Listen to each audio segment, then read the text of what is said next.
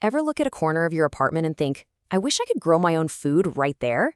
You know, a little micro farm with fresh herbs and greens ready whenever you want them? Well, guess what? Today, we're going to make that happen. Let's do this. So take a look at this. This is not just a fish tank, and it's not just a planter. It's a whole beautiful, self-sustaining ecosystem packed into a tiny space. Seriously, the fish are literally feeding the plants, and the plants are cleaning the water for the fish. It is so cool, so elegant, and it's called aquaponics. All right, so let's talk about the dream, your very own apartment microfarm. And look, this is way more than just a cool weekend project. It's actually a really clever solution to some of the biggest headaches that come with living in the city. I mean, think about it. If you live in a city, you're probably dealing with limited space for any kind of gardening, right? Plus, the cost of fresh food just keeps going up, and sometimes you just feel kind of disconnected from nature. Does that sound familiar? Well, those are the exact problems we're going to tackle. And this is why aquaponics is, honestly, the ultimate apartment hack. It's the perfect answer. It's super space efficient, it's sustainable, and it brings this amazing, living, breathing piece of nature right into your home. It's a game changer.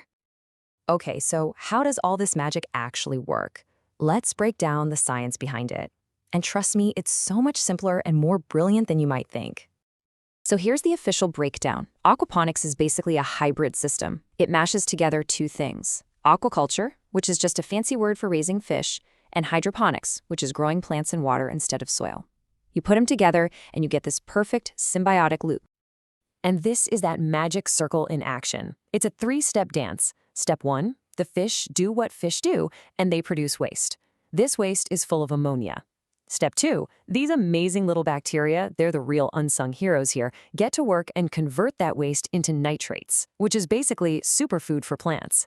And step 3, the plants soak up all that fertilizer, and in the process, they filter and clean the water, making it perfect for the fish again. See? A perfect partnership where everyone wins. Okay, enough with the science talk. Let's get our hands dirty. Well, not really, since there's no soil. Let's get practical. I'm going to walk you through the blueprint for a simple system you can absolutely build this weekend. For real.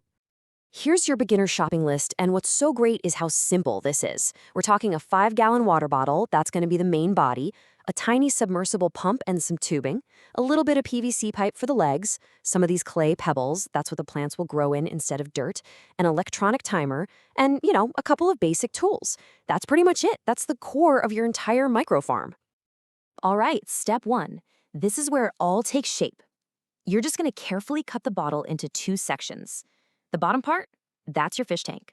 The top part, you flip it upside down and boom, that's your grow bed.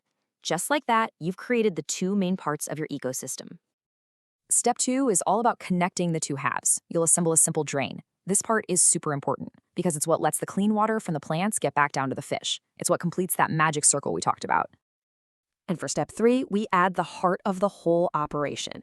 This little submersible pump goes right in the bottom tank. Its only job is to push that nutrient-rich water up to the plants, basically delivering their food right to their doorstep, or root step.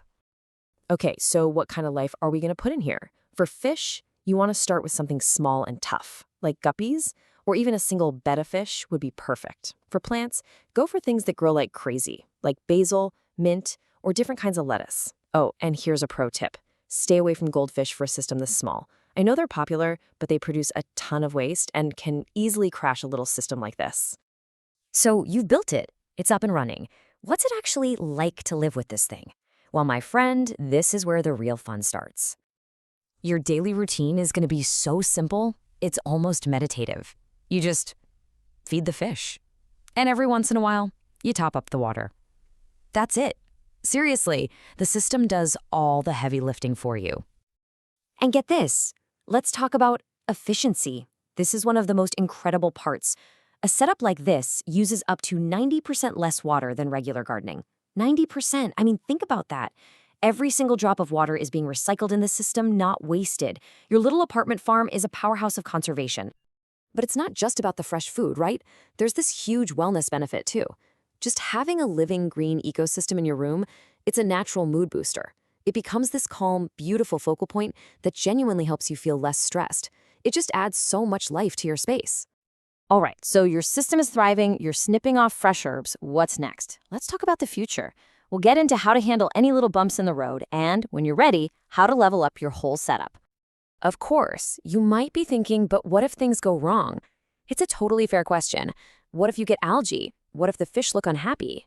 Don't worry. The great thing is, for pretty much every common problem, there's an easy fix. Yeah, you really have to think of troubleshooting less like failure and more like you're learning to listen to your little ecosystem. See some algae growing? That's just the system telling you to maybe cut back on the direct sunlight. Fish acting a little weird could be as simple as checking the water temperature. These aren't big disasters, they're just little tweaks. And that's the thing. This little water bottle system, it's just the start. Once you get the hang of it, you can get so creative. You could build a vertical tower system. You could try growing things like cherry tomatoes with a stronger light. You could even add some shrimp or snails to the mix. The possibilities are awesome. And I think that's the coolest thing to remember. This isn't just a project you build and then forget about. It's a living, breathing ecosystem that you're creating. It's something that grows and changes, and you get to grow right along with it. Hey, so if this explainer helped you get excited about building your own apartment microfarm, do me a favor and hit that like button. It really helps the channel out. And definitely subscribe for more deep dives into sustainable living and aquarium science.